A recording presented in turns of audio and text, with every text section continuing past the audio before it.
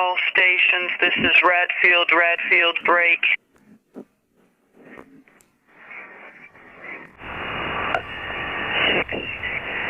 Charlie. Whiskey. Charlie, Hotel 7. Stand by. Charlie. Whiskey. Charlie. Hotel 7. Stand by. Charlie. Charlie. All right, let's get to the information. How have you been? Welcome everyone. Let's get to the information. Unusual activity from the United States Strategic Command from STRATCOM. It continues on Friday with a rare emergency action message, the EAM, with 21 characters previously transmitted by the Air Force through the HFGCG. Well, that's part of the strange things happening these days in messages, which are obviously in code and that, well, you might have read today, April 24th, a Friday like today. Thank you very much for being among those who are joining us. Let's look at what's happening in the world. But, well, look, I know that a lot of people got their hopes up about the ceasefire because, after all, I mean, who wants war? No one does. But the reality shows us that the focus is on the conflict, and that's what we're going to be analyzing. Today, what do you make of this message? Yes. It's strange, isn't it? Today, things are shared on social media, something that didn't happen before, like capturing and sharing audio with the world. Remember that here we've already seen listened to several audio clips, usually Russian ones? Yes. Then we listened to an Iranian one. The other way around, Iranian, yes. Iranian, Farsi. Well, and then this one from the United States, which I think is the first time we've listened to one from the United States, right? Yes. Super weird. Super weird. Well, those are the 21 characters that are being shown right now. This image also stands out. Well, it catches your attention. What's going on there? Well, here we're seeing another attack on a boat in the Eastern Pacific by the United States. This was reported today by the Southern Command. The Southern Command, or Southcom as it's known, has announced that under the orders of General Francis Lodeman's command, the Joint Air Force has launched, well, literally the Southern Spear, which is what they call it, right? This operation reportedly attacked this boat. It's obviously, unfortunately, a tremendous issue. And, well, let's also get into the details of what's happening based on the information that's coming in. Iran has replaced what was previously a political committee with 3 generals. We have already talked about Ahmad Vahidi, Mohammad Bagher Solgar, and also General Yahya Rarim Safavi, who is a military advisor and also the institutional memory of Iran's war doctrine. 3 generals are the ones in control, and according to Israeli and United States intelligence, they are very united. Come on, you could say, we can call it a coup d'etat, whatever you want, because it's a military coup, but in the end, politics is still there in the background. They hand over power and say, you take charge, you are the ones who know about the conflict, so go ahead. What's going on? There are 3 men who are actually running the country in practice. One would be Brigadier General Ahmad Vahidi, whom we've seen here several times. He is responsible for the attack in Argentina and has strong ties with Hezbollah. That's why what the United States is asking is extremely difficult to achieve. Well, Donald Trump said yesterday that Hezbollah should no longer be funded. It's going to be very complicated because this person is very closely connected to this group. He commands the Revolutionary Guard. And well, there's General Mohammad Bagher Solgar, who leads the Supreme National Security Council. And finally, General Javier Zarin Safavi, who is a military advisor and the institutional memory of all of Iran's war doctrine. They don't have a supreme leader present. It's known that he's unwell. I mean, whether he can't even make a decision or he can make the decision, he's not present in the media. We basically haven't seen him. No, it's as if he doesn't exist. not even his voice. So, well, the ones who lead or have a voice are these 3 people. What Israeli intelligence and American intelligence insist is that the system is not fractured. The system is functioning normally, but now they are just in a military phase. We can call it a military coup or not, but in the end, it's the same system. It's just that now the supreme leader is out, and the ones in charge are 3 generals who may or may not return power to the politicians. Honestly, we don't know that. But this, at least at this stage, the approach is totally military. I mean, They had a very good ability to adapt to losing their leader. That's for sure, definitely. And the other day, the son of Narala said that in a message. Do you remember the one who was really the leader of Hezbollah? He said that they have a way so that there isn't just one person in charge. If that head is removed, there's another one and others who can lead. well, that's part of what's happening right now. In the area, it seems like there's no turning back. The conflict is on. Come on, it looks like that's where Donald Trump is heading, since he's in this bubble where, at least from his point of view, that's what he does publicly, because we also don't know. But publicly, obviously, what he shows is that he says there will be negotiation, and there will be negotiation. Well, this completely contradicts what that country's intelligence says. And well, what Israel says is that it is already ready and set to attack the leaders, among them these three generals, and Mojtaba Khamenei himself. I mean, come on, there is already an operation that is clearly being planned to go against these figures. In fact, it is known, there is information that these figures have been moving, let's say, from bunker to bunker.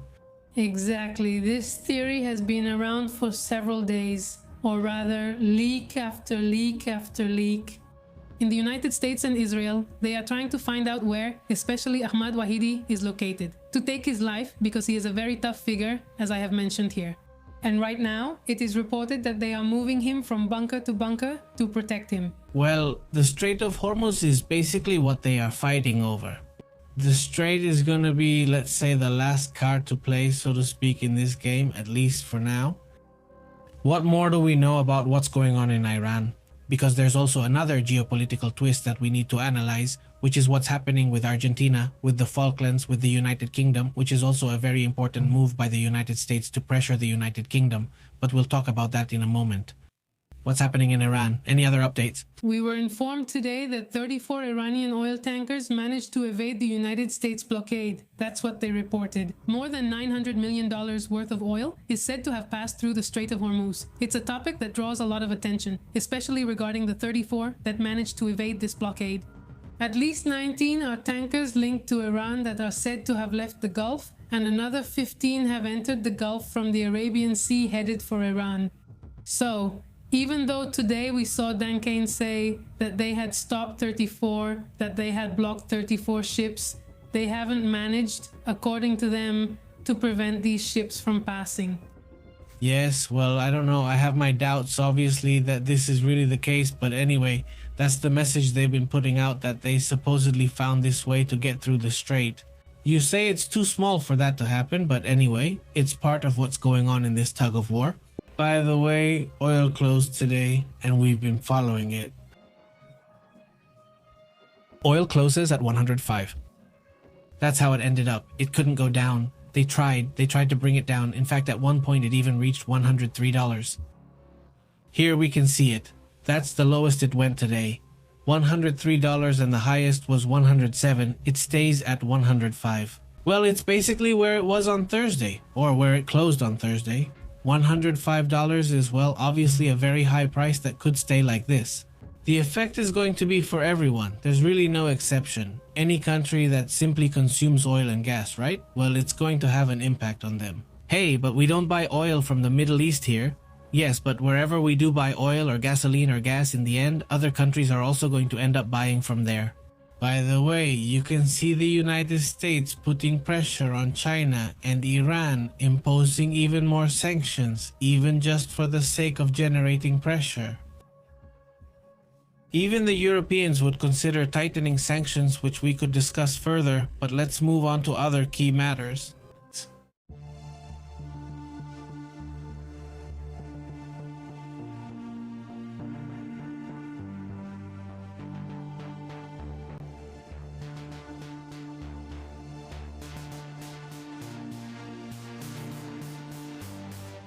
What else do we have over there? Well, today, Donald Trump, considering the possibility, because it's supposed to be tomorrow since they told him it would be today, but anyway, tomorrow Wikoff and Kushner are going to Pakistan for some talks. We don't know if Abbas Agarachi will be there. Today, he was. I had the photo of when he arrived, but just as he arrived, he left, they went back.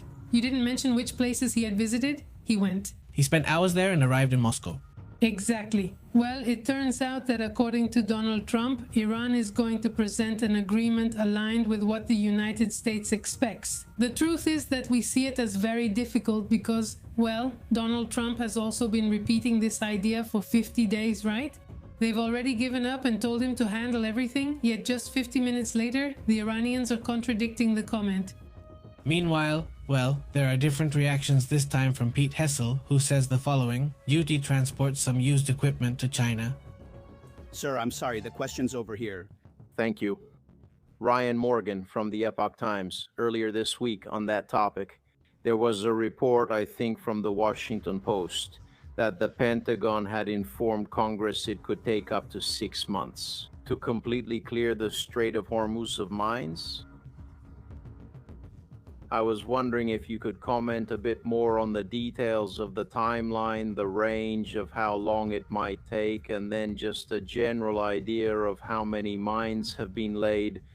We won't speculate about a timeline. I saw that report. It was again based on another leak from a closed-door session that was supposed to be classified. And apparently, supposedly, it was something that was said about that. We trust in our ability to clear any mines we identify within the appropriate time frame, and we would encourage other countries to be part of that effort as well. But we are monitoring that very closely. Mr. President, do you want to add anything? No, sir, I think you covered it. Good luck with the reaction. He gets upset by these kinds of questions, and there's also this reaction from Macron himself. Oh, but honestly speaking, look at what we've achieved over the past decade. This had never happened in our history, and we have the opportunity to be here, but we were the continent whose specialty was civil war. I mean, for centuries we always had civil wars, and the initial project was a project of peace and prosperity. We delivered on the project. No more civil wars between Europeans. We shouldn't underestimate this point.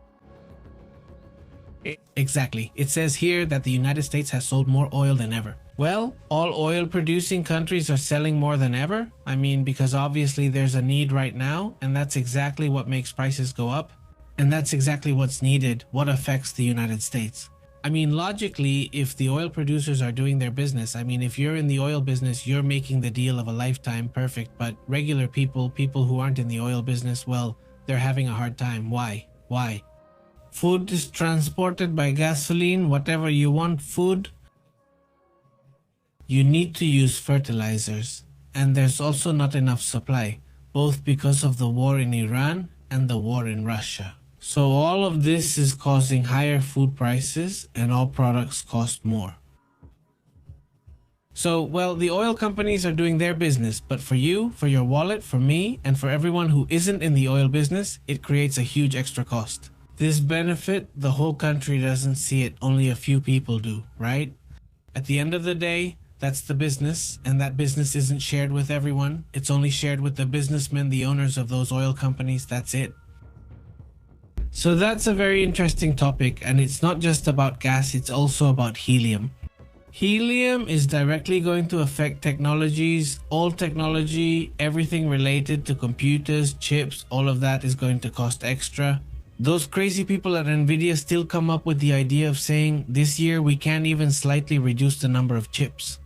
Obviously, this is already generating speculation about why you would reduce it. It's not very clear, but the point is that the price is going higher than the Chinese. We'll start saving up for the end of the year because who knows what technology prices will be like. But besides, they already say that this isn't going to be fixed in a month. It might not even be fixed next year. Well, that's if they reach an agreement, but that also seems unlikely. The truth is that it doesn't look very simple. But anyway, let's move on to other topics and other reactions. This time, Sergei Lavrov himself, Russia's Minister of Foreign Affairs, says the following. Another very powerful factor destabilizing the situation in the world is the Western expansion in the Eurasian continent, which has continued for several decades, mainly in regions where Russia's influence has always been strong, where our traditional and legitimate interests were located. So to speak, this aspiration, which in recent years has simply manifested itself openly under the slogan of inflicting a strategic defeat on Russia. reflects that policy of many years, even centuries, as is now clear. At a certain period in our history, after the creation of the UN, after the creation of the OSCE, and even after the disappearance of the Soviet Union, one of the main consequences of Western destabilization is that cooperation with the West, all that cooperation with the West was forgotten. An open war has been declared against us, and for that the Kiev regime is being used as a kind of spearhead. And finally, cooperation without material support. Western weapons, Western intelligence data, satellite systems, military training, and much, much, much more. Everyone knows it. Cooperation. The Kiev regime and the Ukrainian state are openly used as a geopolitical battering ram. Here, some straightforward guys, I think in the Belgian General Staff or the German one, publicly stated that they are preparing for a war with Russia and that Ukraine is helping them buy time. Well, as they say, it couldn't be clearer. Well, that's what Sergei Lavrov says on that topic. Obviously, the narrative, the entirely Russian narrative, you already know how it is. And well, in the end, these are, what can we say, just narratives. Basically, within all of this, one thing is clear, as Ben mentions here. Russia no longer has anything to defend itself with, and in fact, Russia has been at its limit. Look at what this war with Iran has done, as stated by the United States itself, reported in their own updates. In 1 month, 40 days, less than 40 days of conflict. They've used up half of their missiles. I mean, the United States went through a ton of ammunition in just 1 month. Imagine Russia after 4 years, even though they say they've industrialized the war and are producing a lot of ammunition, it's not enough. It's not enough. In fact, the Russians lost their position in Syria, and with Iran, well, they just give them their blessing. They tell their citizens, hang in there because they've sent them radar systems.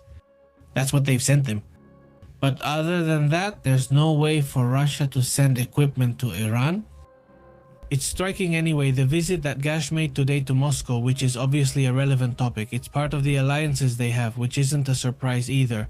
But it stands out. Beyond just a trip, I don't see anything else, right? Because at the end of the day, I mean, Gash doesn't really have many places to travel to. Where else is he going to go? I mean, it's really complicated for him. But well, over there in Russia, they welcome him. And that's also part of what's going on. That's right. Pay attention to what's happening with this new reality, where Europe is arming itself to the teeth. Russia is also trying to do the same. They're speeding things up, obviously. Australia is speeding up too. In fact, we've talked about how they've managed to create enough drones to even sell them to the Middle East. There are already talks with Israel and the United States, and some control is already in place with the US. They're already using them. The other day I reported it. On the review segment. Yes, despite Trump's comments that they didn't need Ukraine, well, they ended up hiring their services against these drones that Iran uses, and Iran never seems to run out of them. The President of the United States, on the other hand, told Reuters news agency today that, well, the negotiation is going to happen. I mean, Trump insists that the negotiation is going to happen. This is something that's already underway and, well, for the narrative, let's say, of the United States, that's what is going to happen. What draws attention is that the media, or at least most of the ones I've been able to observe so far in the United States, are talking about this issue. I mean, they talk about the meeting taking place, about the possibility of negotiations, and you say, could it be? I mean, it really catches my attention that they're talking about negotiations when Iran is giving all the signs that it doesn't want negotiations. That's why, well, I think this topic needs to be analyzed, let's say, not so much based on wishful thinking, because there are a lot of people who obviously want negotiations for the sake of peace. There was already a question here. Let me see if I can find it. But there's a very interesting question from Dals who asks, well, isn't it supposed to be the Iranians? I mean, the Iranian regime, right? A regime that should be demolished, destroyed? Well, obviously, let's say I think if you ask a good part of the Iranians, they'll tell you, please do us the favor of getting rid of them. I mean, from the point of view of what they stand for, that regime, well, you'd say, hey, please, let there be something different, right? Definitely, especially since they have a major expansionist plan. I mean, Iran is a country that, through Hezbollah and all these proxy groups, tries to control the whole area. No, they're not holding back on that. They're investing all the money they can. Come on, billions of dollars they've been spending in recent decades just to influence as much as they can. We have to remember that these groups weren't important. A few decades ago, come on, Iran didn't have this idea of expanding in that way, but through the Ayatollahs, that's the idea. The problem is the way Donald Trump went about it. I mean, he didn't build a consensus. The only way for this to be carried out and to work was to reach a consensus. Suddenly, that's the issue. Look at what happened with the tariffs. He began with executive orders and kept signing more. Man, and you didn't need orders, you had Congress on your side, you just had to convince a few Democrats and all those tariffs would have been legal and you wouldn't have had any trouble. Now, the United States is legally required to return more than $160 billion that it has to give back to all those companies and countries to which it charged taxes or tariffs. So you say for doing it in a hurry, for doing it the wrong way, right? I have the power and set it up. But ultimately, it's a democracy with checks and balances and the courts. If they say this is illegal or unconstitutional, that's it. Return the money and it must be returned. There's no other option. The same happens with Iran.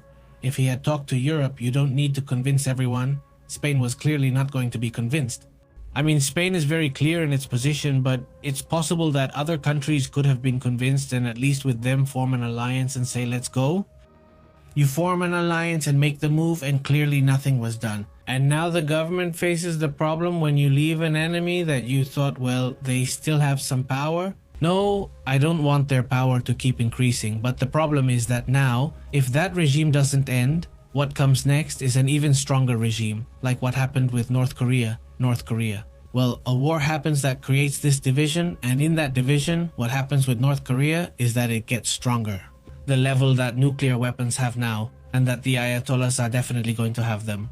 If the regime continues, sooner or later they're going to have the weapons, and... Of course, if Europe didn't want to get involved, I insist it's because Trump didn't know how to sell them on it, he didn't know how to convince them, he didn't want to convince them. Besides, he kept hitting Europe, I mean, with this whole Greenland thing or calling them cowards. He constantly calls them all sorts of things. Who would want to do business? He's not someone who knows how to negotiate or make alliances. He's someone who sells himself as a negotiator, but he's not a negotiator. He's a person who likes to impose himself. European countries don't like being imposed upon. I don't think anyone likes to be imposed upon in that way, and that's been the problem. But anyway, what else? Well, today we also have the topic of Iran. I think regarding Iran, we don't have anything else. We have a couple of things, but I mean, let's move on to other matters as well. Let's cut. Yes, let's go.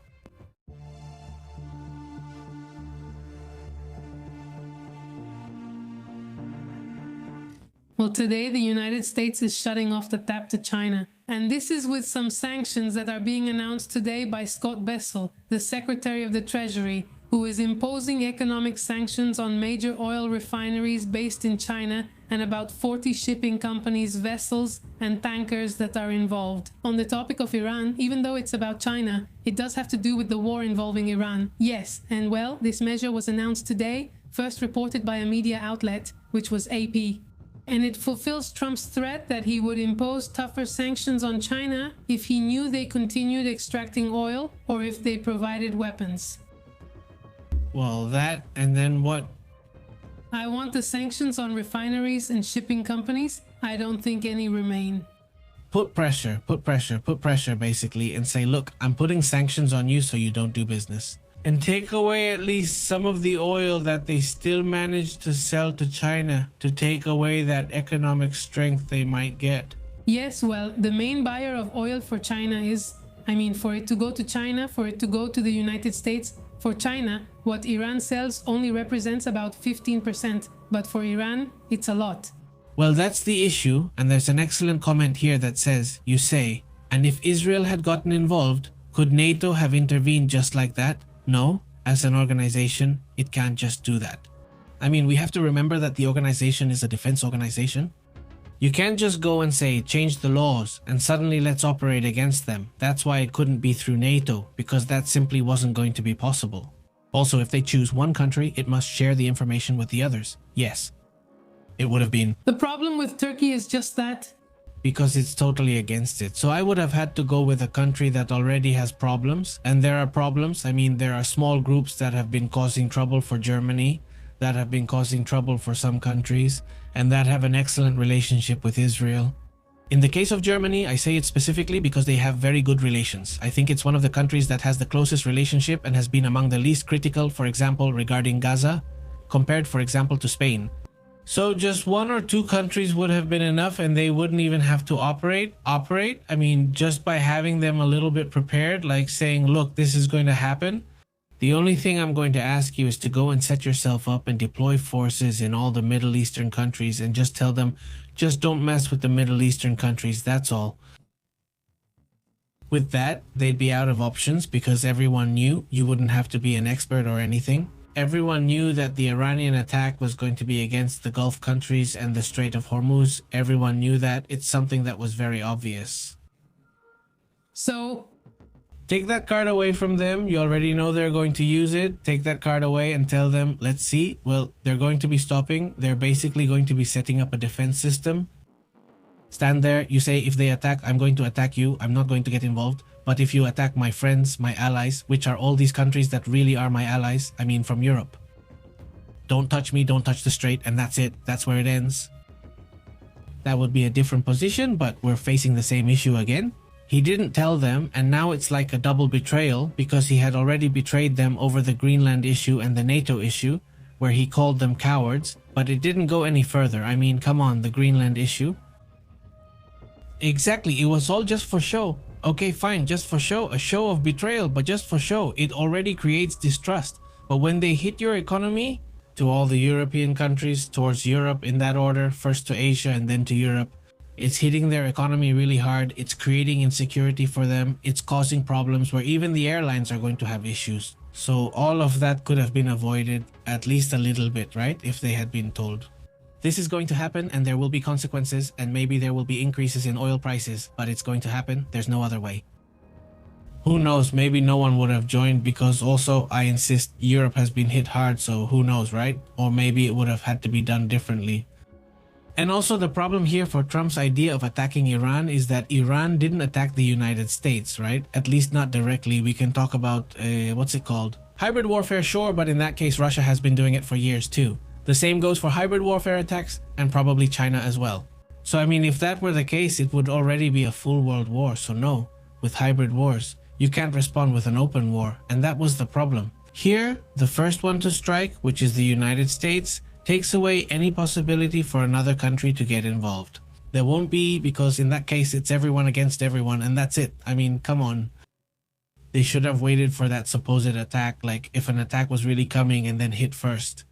Well, yeah, but let's see, where is it? I mean, what evidence do you have? Well, no, you can't have evidence of that because obviously it's part of the narrative. Netanyahu convinced him. I mean, that's the thing. Netanyahu said you attack, and if not, I'll attack or whatever. And he got involved and yeah. well, different advisors from Bush, from Obama have been coming out. And several times Netanyahu went to them with the plan to attack Iran. And no, he didn't convince them, and well, they didn't do it. But now he found someone who would listen to him. Yes, in the end, he convinced them. He liked it because in the end, the June operation went very smoothly, so to speak, in the sense that... And the one in January too.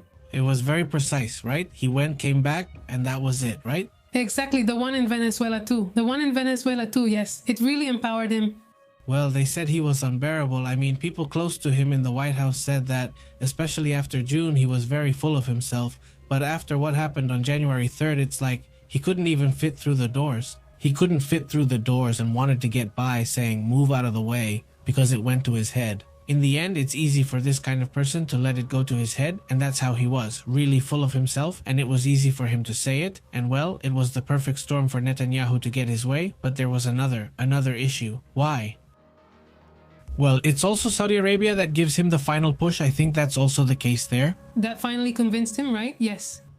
Yes, Saudi Arabia is highly influential there. And that's why, I don't know, I mean, they haven't complained as much as the UAE has, and the UAE is really upset, really upset. But I mean, you also say this whole thing seems kind of strange to me. Look, the UAE, sorry, Saudi Arabia, it convinces him. That's the last straw for him, right? And why doesn't he get involved? I mean, why? Why? I mean, if they've been attacked, Saudi Arabia, the UAE, but especially Saudi Arabia, which has strength, which has power, why doesn't it do absolutely anything? I mean, what internal calculation are they making about the Shiite groups they probably have inside or whatever? They must be measuring something. They got scared, right? I mean, or they're measuring the Houthis who are right there nearby, who really are neighbors, right? And they could cross by land. And we have to remember that the Houthis have even shown that they have weapons they make themselves. I mean, there were doubts at first, but they've shown over time that they really do have them. Besides the missiles Iran sends them, they have their own missiles. And so, well, there are places, let's say, specifically just for weapons and all that kind of thing, military stuff, and they really do defend them. I mean, Westerners, Western websites that analyze this objectively say, look, here are the photos, here are the supposed factories. And so there is evidence, or there are signs that these Houthi factories exist. Honestly, I did have my doubts. I didn't really believe it, but when you start looking at different specialized sites, they say, well, yes, it does seem like they have them. And if you notice, they haven't really messed with the Houthis much. Even Saudi Arabia has kind of left them alone. So it's a group that's also gaining strength, and it could end up being a problem for Saudi Arabia. Saudi Arabia stays out because of its strong ties with Pakistan, which I believe handled the negotiations. Stay out of it, but I'll ensure they don't attack you as much, or don't attack you at all. And maybe there's a negotiation going on there, but like you said, you were the one who started this, or you were the last one who pushed it. Obviously, Netanyahu wanted it, that's clear. It's not a secret. Exactly. It's not a secret that Israel wanted it. I mean, that issue. And here I do say Israel, not just Netanyahu, because on that issue, Israel is very united, and most people want that attack. The latest poll showed that support for the war dropped to about 75%, still supporting war against the Iranian regime because they see it as existential. I mean, the issue of Gaza is not seen as existential by many people, but the issue of Iran is seen as existential because they say these lunatics have said it since the regime began. They've said over and over that they want to wipe out all of Israel, even basically all of the West. But anyway. And they realize they are the ones who sponsor those groups like Hamas and Hezbollah, which cause problems in Israel. Great question from Telza, honestly. Sorry, that was Dal's. Sorry, Dal's greetings, Dal's great question. And well, Tim, also a big hello. How have you been? Is pretty expensive, and what they're not considering, I think, right now is that this oil isn't going to drop in price easily. I don't know. It's not going to drop in price, and then the thing is that most people say, oh, well, it's just the gas, right? And a lot of things are tied to gasoline, to oil, right? For example, plastics. There was talk that electronics were also going to get more expensive because of the price of plastic, since obviously oil is used to make them. In everything. Everything goes up? It's that everything in supermarkets is packaged in plastic. Yes, everything goes up. I mean, so far I feel, and I don't know what you all think, no, I haven't seen the effect yet, except in gasoline. I mean, it's like they've managed to more or less keep a lot of prices more or less under control. I'm referring here in Latin America and in the United States. Well, they've already told us about the rise in gasoline prices. So far, I haven't received any comments saying Pepe and Vivo, I've noticed it in the meat or fruits. Maybe someone has though, right? Now go ahead and let me know. Yes, Timber, who's in California, says prices are at record highs. So here in Mexico, yes, the tomato, the lime, they're sky high. Yes, and... But some things, yes, some things are so. A little, but going up. Super like... You saw it, yes, well, everything is more expensive, spread out, but aren't there things that, for example, butter is still super expensive? But it's been expensive for a while now. Suddenly the price goes up a lot, but it's been a while now, generally. It always goes up at Christmas because, well, obviously there is a lot of demand. At Christmas, during the holiday season, it goes down, but it hasn't dropped to 118 or 120.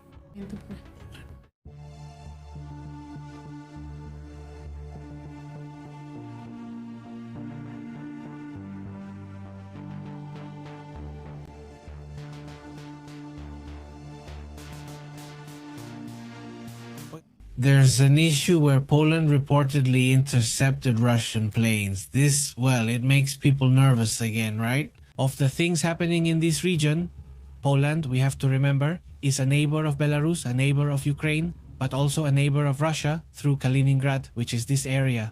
So, well, does it detect Russian missiles or drones? Are they planes, warplanes? Yes, in the Baltic, exactly in the Baltic. And well, there were two Russian Su-30s that were over the Baltic Sea, and well, that interception happened there, where they send them back to the area where they are allowed to be. And well, it's a topic that draws a lot of attention, because we have to remember that besides Poland is a country that has been very alert, very strong, and has been heavily involved in Ukraine. It's one of the few NATO countries that has always been supporting Ukraine, and also it already has a pretty high level of military readiness. It's the country, along with Ukraine, that has prepared the most for a possible war. For them, there's definitely going to be a war, because they don't want to repeat history. Come on, it's happened to them twice already, and they don't want it to happen again. That's very clear to the politicians in Poland, who have insisted a lot on preparation, and action. So, well, that's also an important topic. There are other issues too, right? We also have other topics to discuss. We have a very interesting comment made by Macron today, where he says that, well, both the US, as well as China and Russia, well, they don't want Europe, and that Europeans have to step up and defend their own interests. Because the US, China and Russia are now totally against them, he says. We shouldn't underestimate that this is a unique moment in which an American president, a Russian president, and a Chinese president are all totally against Europe. The US, on Despotemos, we need to have a little confidence in ourselves and present a program that's part of what I was talking about. Right now there's a second part that talks about this, exactly about China and Russia, but we've mentioned here that Europe has been lulled to sleep by peace. So much so that they really abandoned the military issue. Many people who are in the military in one of these countries are there as a hobby. And just about President Trump's character or behavior.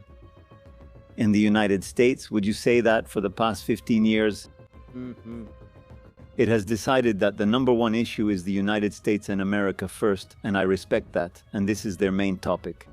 He was elected to serve his main voters and the American middle classes. That's a valid point. The second priority is China, and it started with President Obama, who said, "I will be the first Pacific president." And it's quite consistent. And see what happened, like in Afghanistan under the previous administration or with the Inflation Reduction Act. I mean, it wasn't a pro-European approach, and this isn't either. Sometimes President Trump is more explicit about the Europeans and can be more verbally aggressive.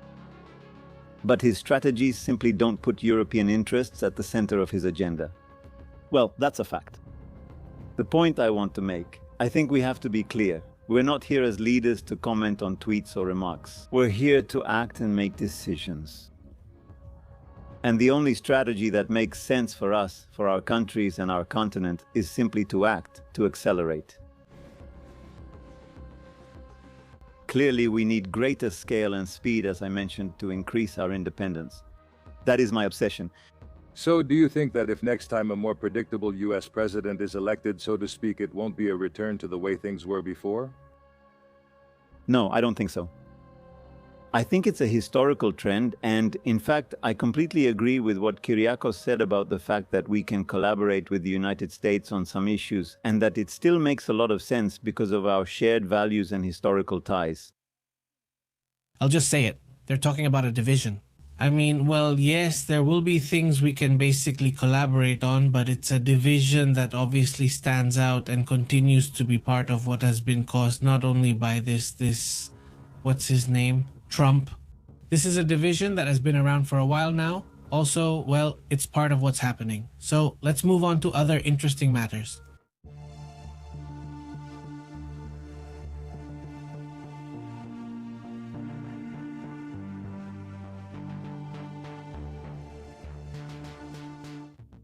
Pay attention to what's happening in other matters. Look at what's going on. This, well, it draws attention as one of the most unexpected risks we've seen in the United States. 15 drones. Pay attention to that issue. It really catches my attention.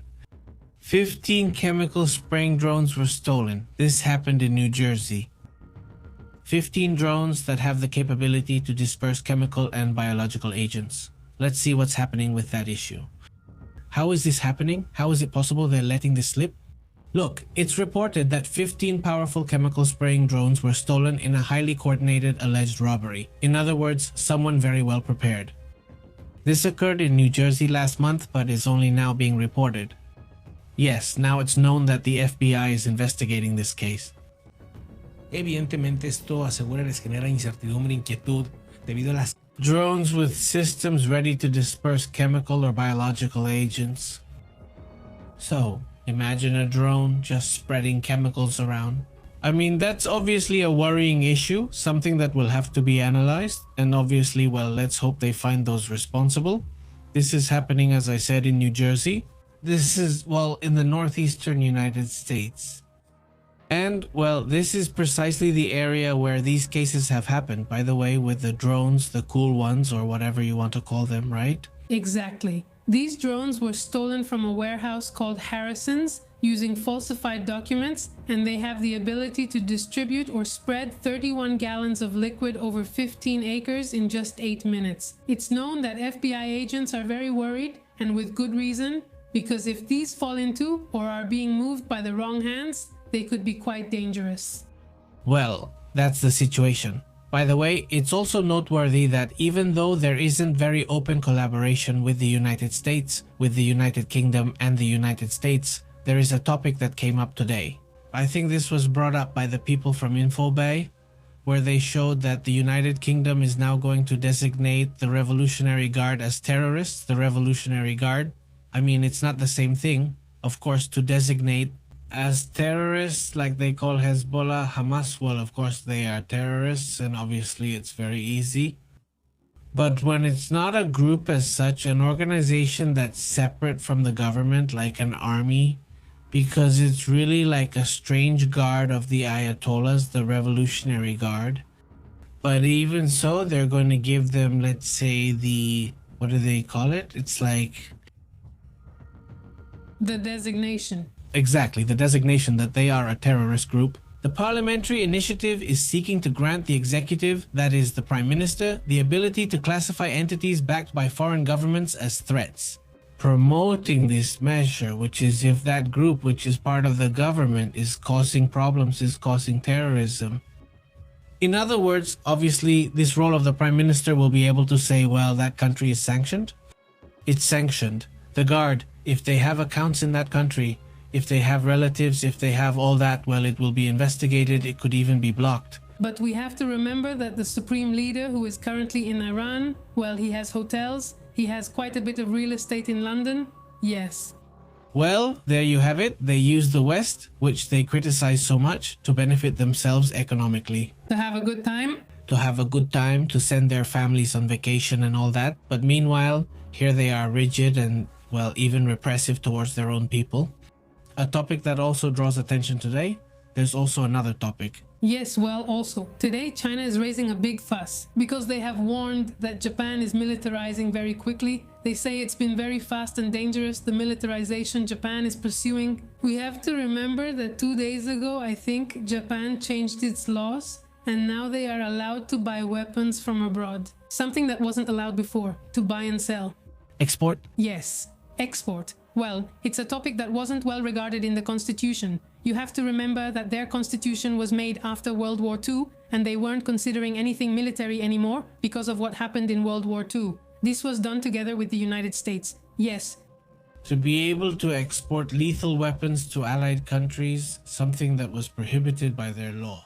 Exactly. Well, the spokesperson for Chinese diplomacy made a statement today on this matter, saying that Tokyo having this kind of defense and security material is very concerning for Beijing. Well, that's how it is. By the way, they have a worse history with Japan. Of course, but I mean, among the strange things as well. Today, this moment draws attention when a military plane and a military plane headed toward Cuba. About 2 hours ago, more or less, that's when the plane was detected heading to Cuba. A topic that obviously for about 3 hours it had been flying, or at least heading toward Cuba, in a topic that, well, in the end they are signals we saw in Venezuela, signals we also saw in Iran. So seeing more and more military movements focused on that area, well, that's also been one of the interesting points of today. Exactly.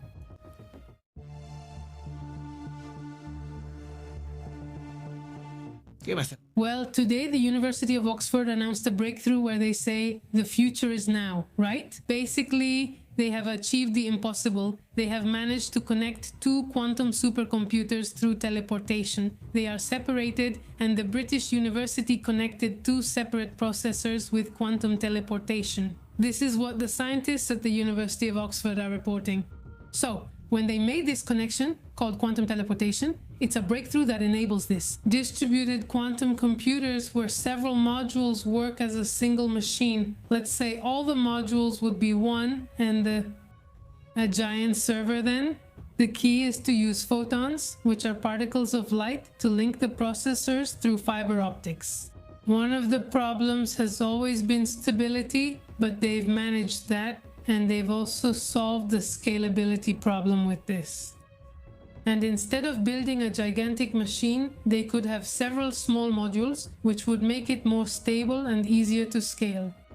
This is huge. Well, let's move on to other topics. Let's go to other important matters. Importantes.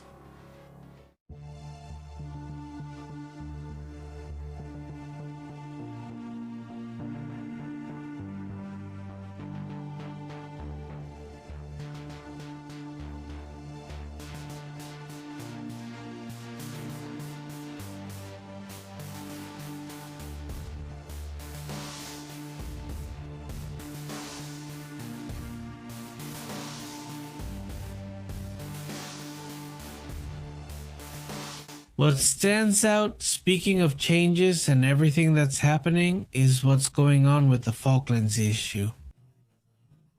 Since, well, there's an important shift from the United States, which first came out as a rumor, right?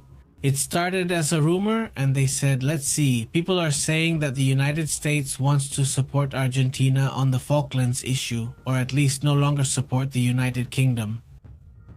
And in fact, the Pentagon confirms that from now on, the United States is neutral, which is actually very important because in the end, it's not like they're going to go against the United Kingdom either, which is a partner, a friend.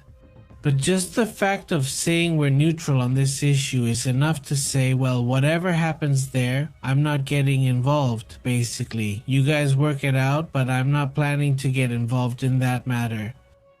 A very interesting topic that draws attention, an important geopolitical shift by the United States in the end, which is what's happening, what's been going on. What is also known today is that the Argentine government is reacting, obviously, and they reaffirm the sovereignty they have over these islands, which for them are the Malvinas Islands, and while the British call them the Falkland Islands.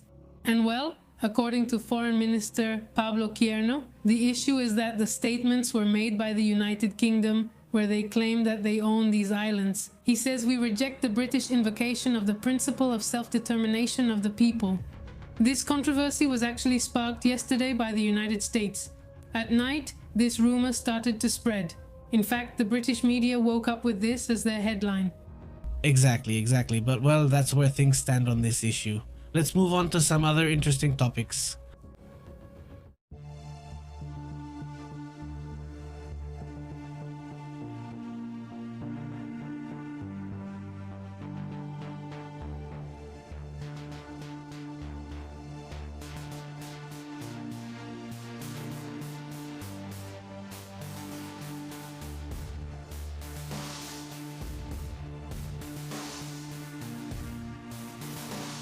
Let's go to the comments. By the way, just pay attention to what's happening in Colombia, right? There was an attack in Cali, Colombia. Obviously, it's a topic where there's already even a security perimeter to prevent any other attack from happening. The government announces immediate security measures after the explosive attack near the Pinchicha battalion.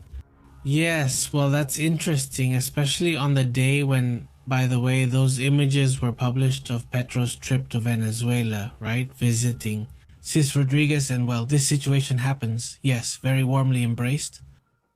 Among the first decisions, it was determined to increase the reward up to 200 million for information that allows the capture and prosecution of those who participated in this attack. This, well, it's terrible, isn't it? The authorities are already investigating this. They assure, well, that there are security measures in Cali and also extended to all the surrounding regions to prevent other types of attacks. It's not an easy day. It was a tough day for Colombia. It's not like how things have been today. How things went for you, Francisco Arce's comments, and the Nobel Prize reason. No, the Nobel will be in 2024 for quantum applications, says Francisco. Interesting, I didn't remember that. He says it's due to age and their lack of communication, which we've already discussed. At least we have, but a bunch of times... Italo, the Malvinas belong to Argentina. It was a theft by the United Kingdom and... We followed up on the attacks carried out by the United States, by the way, because the United States was operating to save many. It was December 24th, actually. I mean, the idea was on December 24th or 25th, the plan that day was to attack Maduro, but they decided to prioritize this attack in Africa. Greetings to Italo, who says the Malvinas belong to Argentina. It was a theft by the United Kingdom. It's an issue, it's a topic that has been around for a very long time. I'm actually surprised by this. The one that's been going on since 1833, not just since then, since the United Kingdom has held them. Hello Blanca, how have you been? Very good, Francisco Arce, Ofe Mendez. Good evening, thanks for being here. Greetings from Italo. Our friend says, greetings from Copiapó, Chile. Today there was a tremor, about 5.2, nothing serious, just a loud noise before the tremor. Thank you Italo for the comment, very good greetings. Greetings to MT, who saw the marches in Argentina where they want to call themselves New Argentina. Look at how innovative they are. I didn't know either. Luz and Perla, if it's not important, what the United States said about the Malvinas is nonsense, says Perla. Greetings Perla, how have you been? Yes, I would like to know what Argentinians think. Are they really interested in that topic or not? Greetings to Ofe, how are you Ofe? And to Jesus Granados. Greetings. How have you been? Nice news. That means each Mexican citizen gets more than 500,000 pesos per year. Okay? Greetings, Jesus. Greetings, Jesus. How have you been? Good to see you. What's new? Greetings to Dieguito. How are you, Dieguito? Greetings to you too, Dieguito. Hello to the whole community that's joining us. Thank you very much. What else is out there? Greetings to Beto Vargas. He says, Fast and Dangerous is the new horror movie, says Beto. And greetings to Blanca Barcelo. How are you, Blanca? Greetings, Blanca. Good to see you. Come and Give Photography, which says what happens with Japan is that they got fed up with Crazy Kim and launched about 15 ballistic missiles into the sea since the beginning of the year. Yes, well, it's a topic that's been around for many years now. It started being pushed by Abe Shinsuke, and as I saw it, he was very calm, but he was right-wing, very nationalist, and wanted this change. He was one of the first to push for these changes. Of course, greetings also to Bendis, but they have technology and all that. That's why China is afraid. Japan is about 100 years ahead of China in technology. You can't see it. Honestly, I don't think so. I think China has advanced a lot, whether we like it or not. Greetings to MT. President Donald Trump now says he wants the Nobel because of the war. You can't get a Nobel Prize for a war you started. Someone should let him know. Greetings to Marilena and from Tehuacan. To Alejandra Gomez, who says, Daddy, I know I'm coming back since I just got home from work. Greetings. Hello, Alejandra. How have you been? Greetings also to Jesus Granados. I demand that bastard. Greetings also to Manuel Munoz. And Manuel asks you, what do you think about the support for the Falkland Islands? I mean, this neutrality, I do see an important value in it. Yes, it's an important value that was not well received in the United Kingdom, which is a strategic partner of the United States. For me, it's a mistake. I mean, good for the Argentinians. It's good for Argentina, but it's a mistake. Another mistake by Donald Trump, like many he has made on strategic issues. What are you going to do? You're going to create a division with the country you have. You have an intelligence exchange that's part of the Five Eyes. That uses its bases. I mean, it's an issue. But well, in the end, it's the way Trump found to put pressure. And what I do think could be taken advantage of by Argentina. Now what? Will they take advantage of it? Well, in the rhetoric, in sending a message like, look what we achieved. But as Perla rightly says, it's nonsense. I do think it's important, but at the same time, it's also nonsense, as Perla rightly says. As far as I understand, they've asked the inhabitants of this island, and they say they prefer to remain part of the United Kingdom. Yeah, well, they're part of the United Kingdom. I mean, if they don't want to, why would they have to move them? I mean, well, change which country is in charge. Greetings to Robel. How are you, Robel? Also, greetings to the magical Luna, to Hellboy. How are you, Hellboy? We haven't seen you in a while. Greetings. Greetings, Malcolm. And Perla says greetings. I don't understand what the agreement between the United States and Iran is about demining. That's it. If they agree, I don't know what agreement they have. It's the issue of the Strait. Let's open it up. Iran can't be charging for everything nuclear. And there's another issue there, which is not supporting the groups close to them. Basically, those are the 3 Points. the most important ones, let's say. Not exactly. Greetings also to Manuel Munoz, Manuel Rublox, and also from here, Carlos Pinto. How are you, Carlos? Which Carlos? How have you been, Carlos Pinto? Hi there. Greetings also to Damian Gonzalez. Pepe says, for keeping us informed. Kind regards. Greetings, greetings. How have you been, Damian? Greetings to Miguel Alejandro. And if it's fixed in 2 weeks, says Alejandro. I know, right? Yes, 2 weeks. The 2-week thing. The other day, Jimmy Kimmel put together all the clips where he said, in 2 weeks. And there were a lot. The video was long, and Donald Trump kept repeating, in 2 weeks. Every issue gets resolved in 2 weeks. That's the edit. It's impressive. It's always the same, this whole 2 weeks thing. Karim says, they've been talking about that topic for a long time, at least 4 months in Argentina, and it's just words from Trump, a chameleon in politics. Yes. Yes, I feel like he uses Argentina a lot. I mean, he uses the fact that Milei is there, that he gets along with him, and he uses it to bother someone else, right? Suddenly. Well, yes. Greetings to Jesus Granados. Return the disappeared uranium, says Dals. Well, but the thing is, the uranium belongs to Iran. I mean, who are they supposed to return it to? It's theirs. I mean, it's not like they're going to give it away. I mean, in any case, what the United States could do is take it, right? But that would mean taking it by force, right? But not return it because I insist you return something that wasn't yours, right? So, in that case, yeah, there's no other way in that sense. Greetings.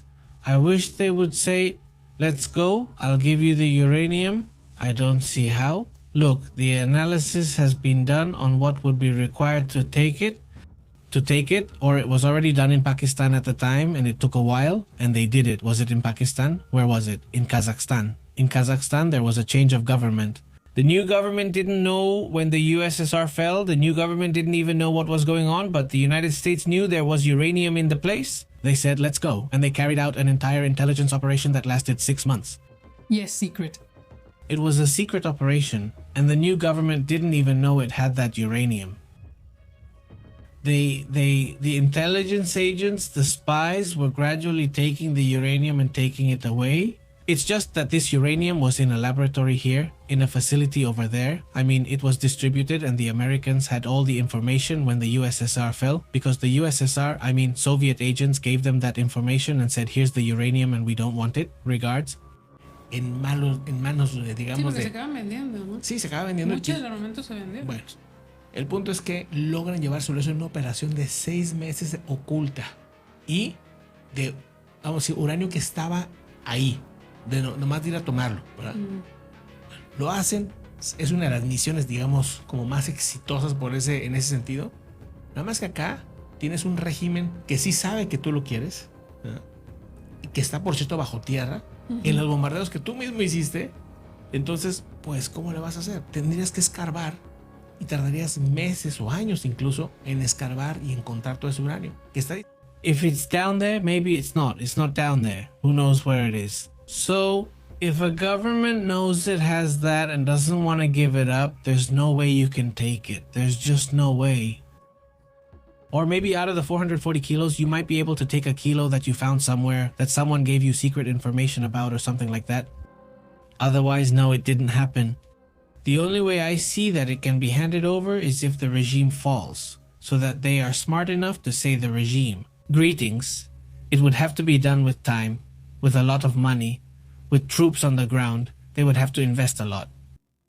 We have to remember that Israel has strength, but they don't have enough troops to make a move that massive. So the US has troops, but clearly doesn't want to send them in. They've already said so.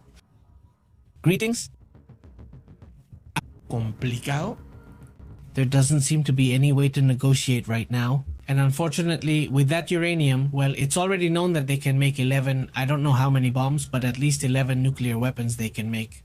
Greetings. Greetings to Marta Milagro. How are you, Marta? Greetings, Marta. Hello? So, Pepe, what's going on with Mexico City's weather? It rains hard for 20 minutes and then it's like nothing happened. Super crazy, annoying, because right now I'm getting around on a motorcycle And I'm like, imagine I have to carry the whole outfit for fall, winter, spring, summer, right? Everything.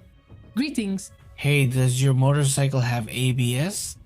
Or how do you do it? Because I do see that a lot of people, people with small bikes that don't have ABS, they'd rather pull over somewhere or something, and they wait, especially if it's really bad. Greetings, thank you very much. Thanks a lot to Salvaje Official for that super chat. Greetings, very nice.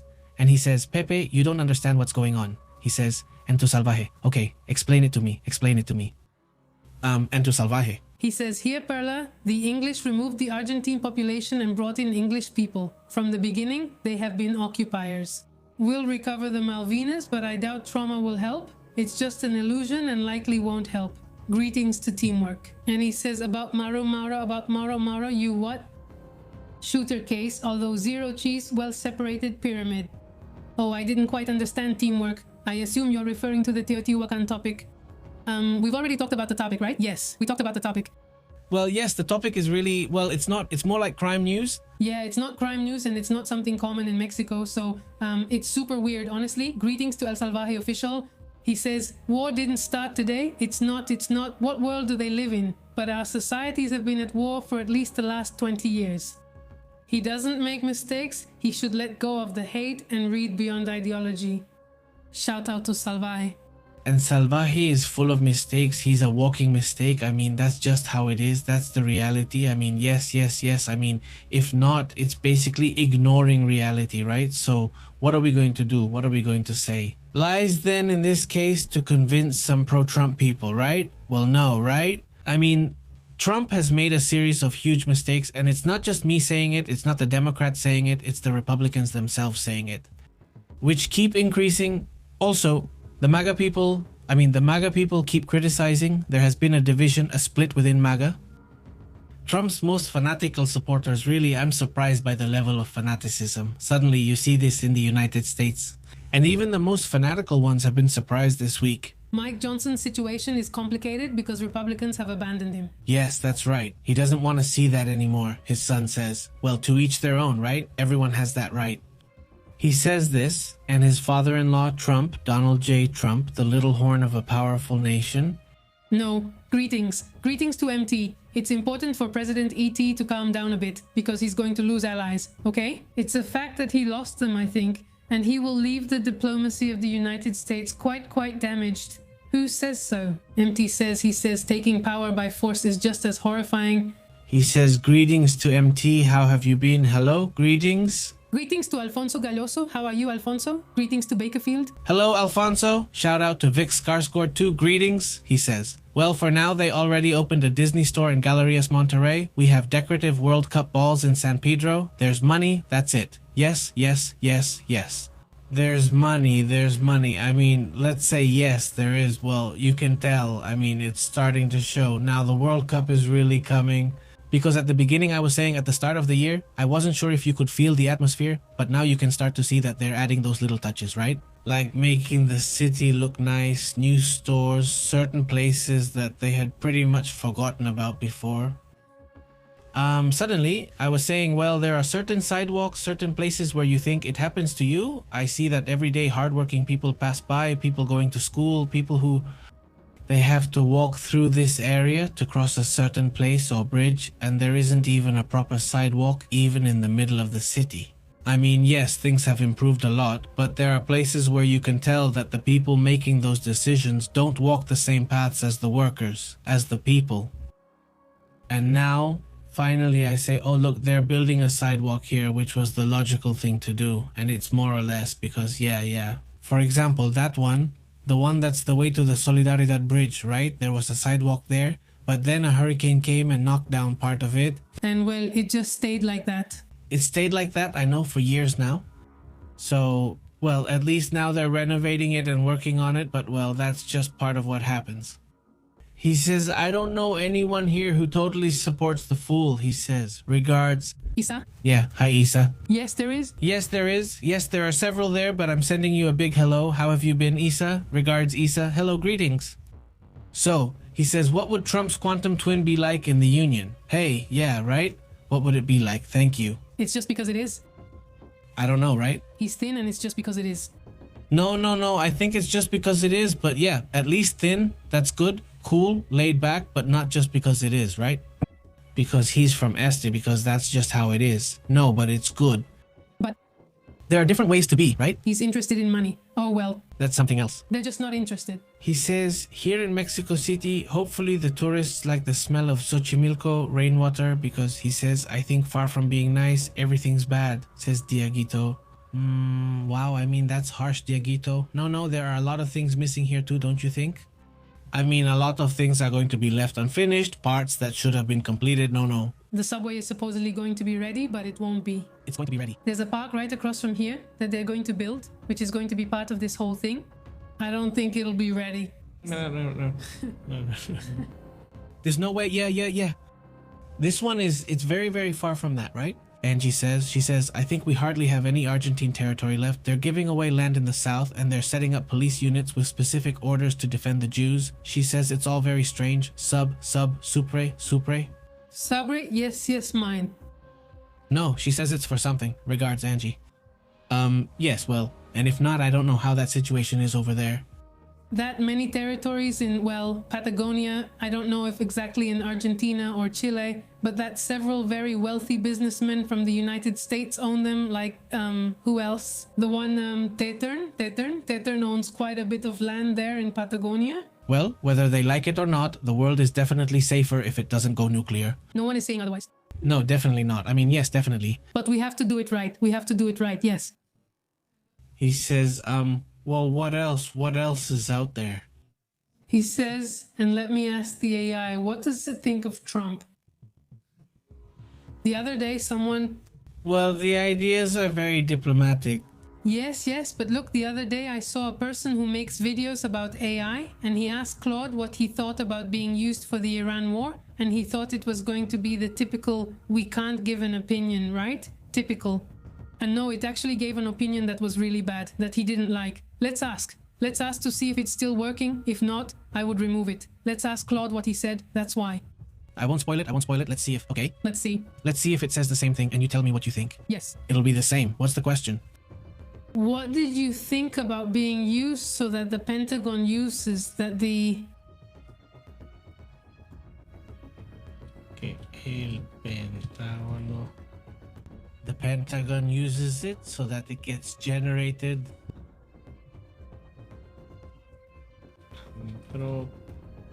And how it was written in traffic, but the company... ANTRO... ANTROP... Sí, es con Nire. TRPY is Anthropic's AI in the AI war. It's not Connie. Connie, ¿verdad? Sí. But it's a concept, right? Yes. It's a concept. Let's see what he answers and then we'll play it here on the audio. I don't know if... Can you see it? Yes, I can tell how it sounds.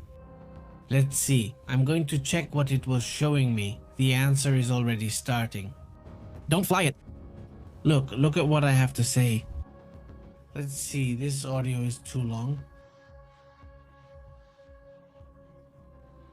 Let's see. That's my opinion. Okay, so I'll read it because otherwise I'll have to read the whole thing. Yeah, it's too long. It says, let's put it here on the screen however you want, right? It says... Okay, it says there are several layers here. Well, here's my direct opinion. There are several layers here and they point in the same direction. Anthropic acted with integrity. CEO Dario Amodei drew real red lines. No mass surveillance, no citizens, no fully autonomous weapons without human oversight. That cost him a $200 million contract? That's rare in Silicon Valley and deserves recognition. Is it true? Did that happen? Is that correct? He says the use of AI to accelerate the kill chain is deeply problematic. Experts in modern warfare point out that AI is reducing thousands of hours of human work to seconds by automating targeting decisions in ways that raise very serious legal, ethical, and political questions. More speed, that is, deciding who to bomb, isn't necessarily a virtue, right? He says, the phrase, a human always makes the final decision, is becoming more and more hollow. If the system generates 1,000 attack coordinates in hours, how many seconds does a human have to review each one? Supervision becomes just theater. Who can oversee so many decisions? How do you supervise 1,000 coordinates? Obviously, it says, The real scandal isn't that AI fails technically, it's that no one established before the war who is responsible when the system makes a mistake. The international community has a rapidly closing window to establish binding limits and independent oversight before the use of AI in military operations becomes so normalized that no one bothers to ask. Because of the way you talk with the audience? Because they know this channel? That's a very interesting question. It says, who sets the rules when an AI makes a mistake and 168 children lose their lives? Because that's what this person was saying, that they made it very clear that a mistake like taking the lives of 168 children is going to be a terrible mark in the history of the United States military. Well, it's partly because they used it in a way that wasn't supervised, basically just using whatever they're given and that's it. Exactly. Greetings, very good. Well, myths, that's another thing. That one hasn't been used for war yet, but yes, that's right, exactly. Politics should never be analyzed through ideology or propaganda. I encourage you to read Strategies of the United, since that's what we do, right? Actually, on the contrary, you are the one generating propaganda. You want me to say that Trump is the best. That's propaganda precisely. I criticize, and we should be critical of politicians in general, period. It's that simple, right? That's the opposite of propaganda. Because just like I criticize, and much more harshly, Iran, a regime that's simply unspeakable, terrible, but that doesn't mean that Trump is the good guy, the one we shouldn't criticize. No, we should be critical, right? And when he has done things that I find interesting, like the issue of cannabis, by the way, which the Democrats wanted to do a long time ago and it wasn't done, it turns out the Republicans did it. Well, but that's a positive thing. Why? People focus on the greeting, right? So, well, it's exactly the opposite, my friend. I'm sending you a greeting, says Dieguito. Or Pepe says, they're saying something important there. Greetings, Dieguito. How have you been? Very good. It's really crazy that they actually have the ability, that they actually have that opening, or really that permission to give their opinion on that topic, because it's a really complicated topic, right? Yes, exactly. Exactly. Teamworks. Awesome. Greetings, Pepe, Perla says. I don't think it was unintentional when they bombed the school. Now everything will be blamed on AI. I don't think so, she says. Greetings, Perla. Hello? Beto says, well, I don't know. He says, I can't separate politics from ideology and propaganda. That's what politicians live on, says Beto. Greetings, Beto. He says, here we're not against or in favor of anyone. We analyze geopolitics. That's exactly how it is. MT, big shout out. Anaranda, how have you been? Yes, it's just very common. Suddenly there are people who come here and want me to say things exactly in line with their ideology, right? Suddenly they show up with a very strong ideology. Whether it's something from the left, something from the right, or something religious. And they want you to have the same opinion. Well, what can I say? It turns out that's not how it works. He says, amazing show. Thanks a lot, Gabriel. Gabriel Duran, hello. Greetings. Congrats and greetings from the community watching later. We're here paying attention. If there's something important, we'll talk again later. But tomorrow there's a special at the end of the stream about movies, about films. And we're also preparing a special about all the missing scientists in the United States. If you like what we're going to talk about, well, we're planning the whole report on how each of the cases happened, what they did, and so on and so on. We can also expand it to other scientists from further back and also to Chinese scientists, although there are still some things we don't have much information about because, well, you know how China is, right? But anyway, hopefully you'll watch it tomorrow. Tomorrow we'll be on that topic, obviously giving priority to updates and day-to-day news. Thank you, Gabriel. Thank you. To the Tim community, everyone watching live or later, thank you. Take care and have a great weekend. See you soon. We interrupt your regular programming. Thank you for tuning in to The Truth. This is Pepe Live. The truth is intense, the unusual is real. Segura, we analyze it here. Global perspective, don't miss out. Tune in to Pepe Live channel, controlling the signal. Pepe and Astrid telling it like it is. Raw journalism is respected here. Turn on alerts, don't lose track. Until next time, yes sir. We're taking attendance. Suscríbete. Pepe live in the house. Your Aran